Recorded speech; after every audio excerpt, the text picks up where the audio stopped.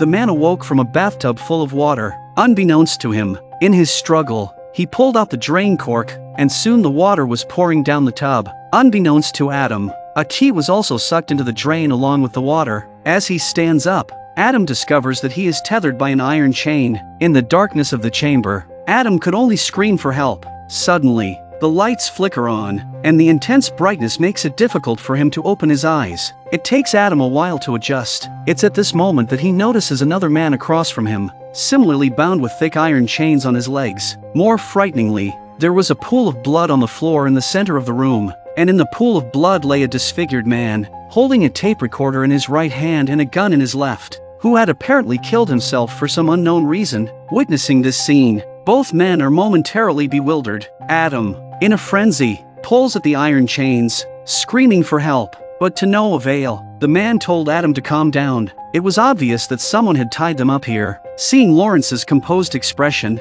Adam still suspected that he might be behind the sinister plot. Lawrence hurriedly explained that his name was Lawrence and that he was a doctor who had just woken up. Just like him, Adam, gradually lowering his guard, reveals his own name. With a tentative trust established, Lawrence begins analyzing the situation. Firstly, they didn't know the deceased, and they didn't know each other. That is to say, the mysterious person tied 3 people who don't know each other into the secret room and didn't kill them yet. There must be a purpose for going to such lengths. Lawrence scrutinizes the surroundings, noting the incongruity of a new clock hanging on the dilapidated walls of the chamber. So, somebody obviously wanted us to know the time. And just as Lawrence attempted to push the door, Adam found in his pocket a waterproof wrapped envelope containing only a cassette tape. Lawrence fumbled around and found the same envelope in his pocket, and his bag contained a bullet and a key in addition to the tape recorder. Quickly sitting down, Lawrence attempted to unlock the iron chain but soon realized that the key was useless. Adam asks him to throw it over to him to try, but eventually realizes it's not his either. Frustrated, Adam angrily threw the key to the ground. His attention was then drawn to a tape recorder on the nearby corpse's hand, prompting him to speculate that it might have been deliberately left there. Adam crawled towards the recorder, attempting to reach it, but the short chain prevented him from doing so. Lawrence suggested that Adam take off his shirt to extend the reach. Although they managed to touch the recorder, the flimsy shirt proved inadequate to pull it closer. Now they have to find something to help them in the secret room. At this moment, Adam saw the chain cork in the bathtub and wrapped it around his clothes. After relentless efforts, Adam finally managed to throw the plug into the hanging rope of the tape recorder and successfully pulled the recorder out. Immediately, Adam hurriedly inserted the cassette tape and, within the next second, a mysterious voice echoed. Rise and shine, Adam. You're probably wondering where you are. I'll tell you where you might be. You might be in the room that you die in. The voice said that he had been hiding in the dark to spy on other people's lives, and this time he wanted to see how the peeping Tom would save himself. Adam was confused. Lawrence asked him to throw his tape recorder over to him so he could hear his own, but Adam refuses outright due to suspicion, and he tells Lawrence to throw the bag over and play the recording by him. Look, we're gonna have to work together if we want to get out of here. Now just... Adam's excuse was his fear of damaging the recorder if thrown directly. Lawrence, left with no choice, tossed the bag over. Its contents, however, were even more explosive. The mysterious person declared that Lawrence, as a doctor, was sentencing others to life and death every day. This time, the person wanted Lawrence to become a true reaper. The game is to kill Adam before 6 p.m. Now, the person in the pool of blood had failed to complete the task and had ultimately resorted to shooting themselves before the poison took effect. If Lawrence couldn't complete the task within the stipulated time, his wife and daughter would be killed, and he would be trapped in the room forever. To help Lawrence complete the task, the mysterious person had hidden auxiliary tools at the marked X location. And I'll leave you in this room to rot. Let the game begin. Adam, terrified, was chilled to the bone by this revelation. Lawrence, however, remained undeterred by the horrifying voice. He urged Adam to quickly throw the recorder over because he sensed something amiss in the recording. Then Allison and Diana will die. Lawrence quickly searched for clues in the secret room. Soon enough, Lawrence noticed a heart-shaped pattern on the toilet tank next to Adam. Upon opening it, a black plastic bag appeared, containing 2 survival saws. They hurriedly grabbed the chainsaws, but the cuts of the saws seemed insignificant in the face of the thick chainsaws. Until Adam broke the saw blade, the chain was unharmed. Desperate, he threw the saw out of anger.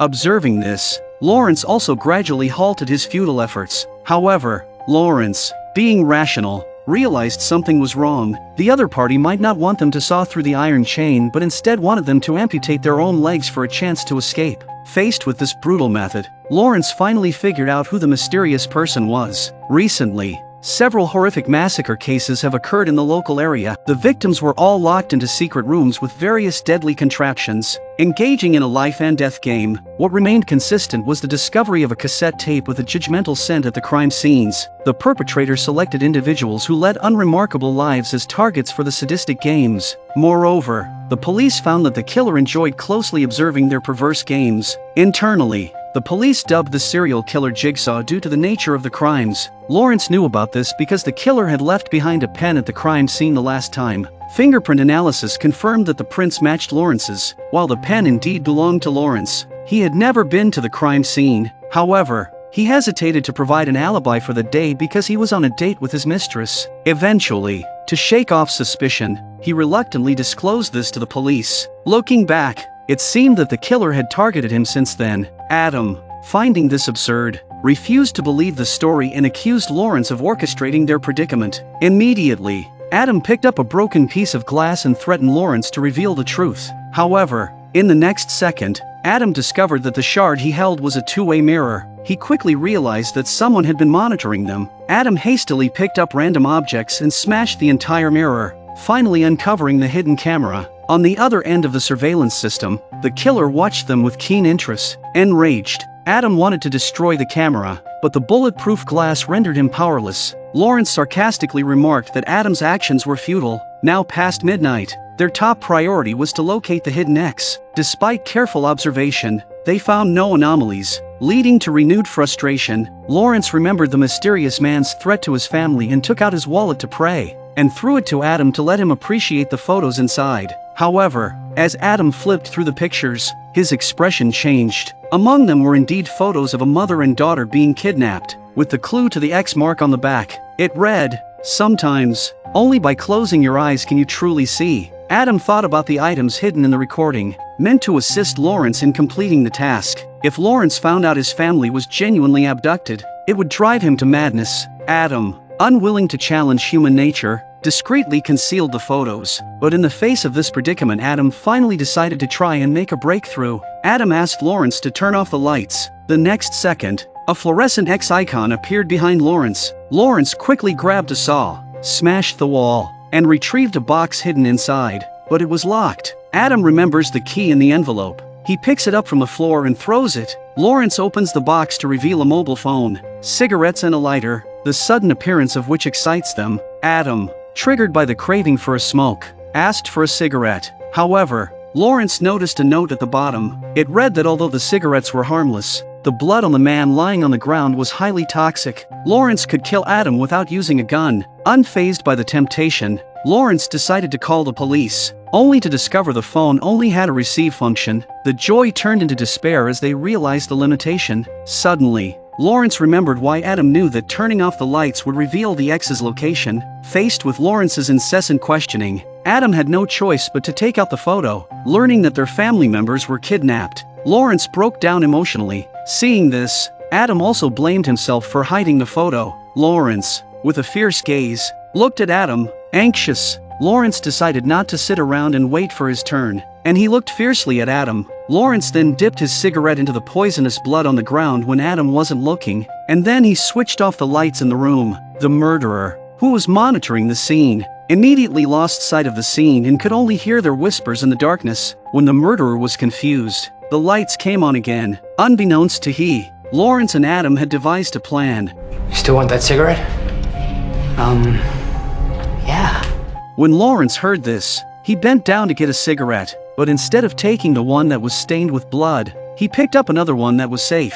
Adam, after smoking cigarettes, also began his own performance, only to see him in a short while, his body twitching and collapsed on the ground. Lawrence saw this and rushed to the machine shouting that he had already done it and asked him to let himself go. But the next second Adam on the ground was really twitching. It turned out that the chain had been installed in the motor device long ago. Desperate Lawrence can only pick up the saw again to do useless work. As time neared 6 o'clock, a phone abruptly rang. It turned out that the killers, frustrated with Lawrence's hesitation, decided to threaten him. He had Lawrence's wife, Allison, urge him, and through her, warned Lawrence not to trust Adam, claiming that Adam had known Lawrence all along. After Allison's warning, the killers hung up the phone. Lawrence questioned Adam in a loud voice. Seeing that things are exposed, Adam also no longer hid. He pulled out a bunch of photos from the pocket where he had put the saw and threw them over. As it turned out, Adam was a private detective specifically hired to gather evidence of wealthy individuals' misconduct. Someone had been paying him to track Lawrence. However, Adam was unaware that the last time he followed Lawrence had experienced a change of heart and decided to end his affair. Nervous, Lawrence felt that the person who hired Adam might be the killer. He urgently asked Adam about the identity of that person. However, Adam did not recognize this client. He only knew that the person was a tall man with a scar on his neck. Upon hearing this, Lawrence immediately realized that the description matched Detective David, who had been harassing him. Surprisingly, in Jigsaw's deadly game, one person, a woman named Amanda, had survived. This woman, Amanda, woke up to find herself in a hood that was hooked around her upper and lower jaws. Through a video explanation, she learned that, similar to a bear trap, the device would open, tearing her mouth apart. Once the countdown ended, the only key to open the device was hidden in the stomach of her drugged friend. To save herself, Amanda had to commit murder, although Jigsaw left no evidence at the scene. David, being meticulous, discovered a flaw in the video background. Faint fire alarm sounds were also heard in the video, prompting David to locate Jigsaw's hiding place. However, this evidence alone was not sufficient for a search warrant. To prevent Jigsaw from escaping, David and his partner Steven rushed to the abandoned factory. There, they found numerous elaborate traps and even a victim bound to a device with drills on each side of his head. As they prepared to rescue the man, footsteps suddenly approached. To avoid alerting Jigsaw, David decided to hide and assess the situation first. Soon, a figure dressed in a black robe walked over. After delivering a speech of judgment, he prepared to take action. The two of them, who were sure that the black-robed man was Jigsaw, immediately stepped out with their guns. In response, Jigsaw quickly stepped on a switch, causing the drills to approach the victim. Jigsaw decided to make them choose: either apprehend him and watch someone die before them, or let him go to save the innocent victim. David quickly instructed Steven to shut down the machine while he kept an eye on Jigsaw to prevent his escape. Unable to deactivate the device, Steven resorted to using his gun to quickly break the approaching drills. However, in the moment David's attention was diverted, Jigsaw pulled out a knife and swiftly slid it toward David's neck. David collapsed, clutching his neck, and Steven, reacting quickly, retaliated but only managed to hit Jigsaw's thigh. Seeing that David is not in danger, Steven quickly chased after him with his gun. He quickly caught up with the injured Jigsaw in the passageway, and then shot him to the ground. He quickly shot him down, but as Steven approached to inspect, he unknowingly walked into a trap. There are several loaded shotguns dangling from above, and the next second the wire hooks the trigger and kills Steven instantly. Jigsaw, on the other hand, gets up again and leaves quickly. When David arrived, all he could see was Steven's brutal death, and he was suspended from his job. However, Steven's death drove David to madness, swearing to solve the case and avenge Steven. Based on the pen clue, Steven was convinced that Lawrence was Jigsaw. Not only did he frequently harass Lawrence, but he also rented a house near Lawrence's home to monitor him closely. That's why Lawrence immediately thought of David. While listening, Adam accidentally noticed that in the photos he had covertly taken of Lawrence's house, there was a figure of a person. Lawrence, upon inspection, identified the person as Zepp from the hospital. At this moment, he finally understood that Zepp was the mastermind behind all this. Unfortunately, it was too late as the clock had struck 6. On the other side, Zepp quickly shut down the computer and prepared to take action. Fortunately, Allison had managed to free herself from the ropes. However, before she could untie her daughter, Zepp emerged. Allison had no choice but to pretend she was still bound. Zepp made another call, intending to make Lawrence witness everything. Just then, Allison seized the opportunity, snatching Zepp's gun. She then grabbed her phone, trying to locate her husband. However, Lawrence had no idea where he was. Diana's cries drew Allison's attention, and Zepp took advantage of the moment to reclaim the gun. The gunshot immediately caught the attention of David next door. In the midst of the chaos, Allison stabbed Zepp in the thigh with scissors. She quickly fled with her daughter, while David rushed into the house, sparking a firefight. However, David soon ran out of ammunition, forcing him to engage in hand-to-hand combat. Ultimately, Zepp knocked him unconscious with a vase. Zepp quickly went outside to search for the mother and daughter, but they had already vanished. He decided to head to the secret room to find Lawrence. Awakening, David swiftly pursued him. Meanwhile, the screams of his family and the continuous gunfire drove Lawrence to the brink of collapse. At this moment, the electrocution device triggered again, causing Lawrence to convulse and lose consciousness. Adam believed Lawrence had succumbed to this ordeal. Terrified, he quickly picked up stones and hurled them at Lawrence, eventually awakening him from the stupor. The phone rang again,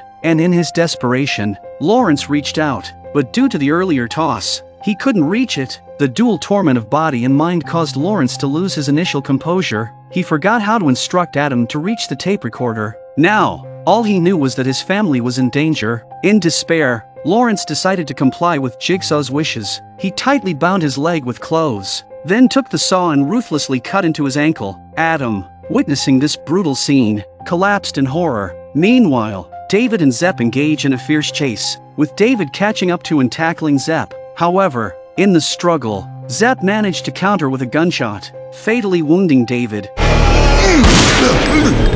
On the other side, Lawrence finally managed to saw off his leg, freeing himself from the restraints. Crawling to the corpse, he picked up a gun, loaded a bullet into the magazine, and aimed it at the pleading Adam. To die. No, I want to live! I want to live! Sorry. I want to live! Next second,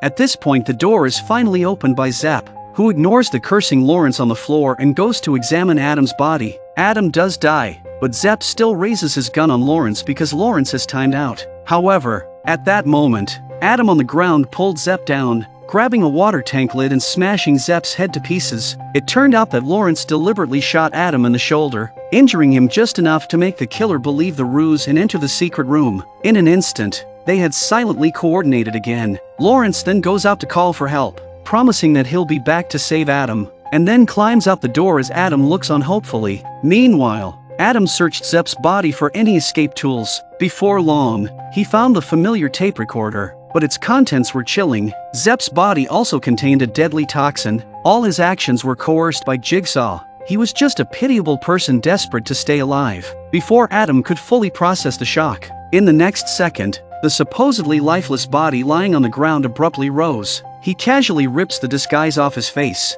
and it turns out he's the real Jigsaw, and he's the patient of Lawrence, who's suffering from the disease. Although he set up the game of death, he didn't do it to kill, but to make these people grateful for their lives. Therefore, all of Jigsaw's devices had a slim chance of survival. However, the key for escape had been thrown into the drainage by Adam from the beginning. Adam, now aware of everything, hastily picked up the gun but was promptly knocked down again by the electrocution device. Jigsaw then turned off the lights and walked out, leaving only the silhouette of despair in the darkness. Game over!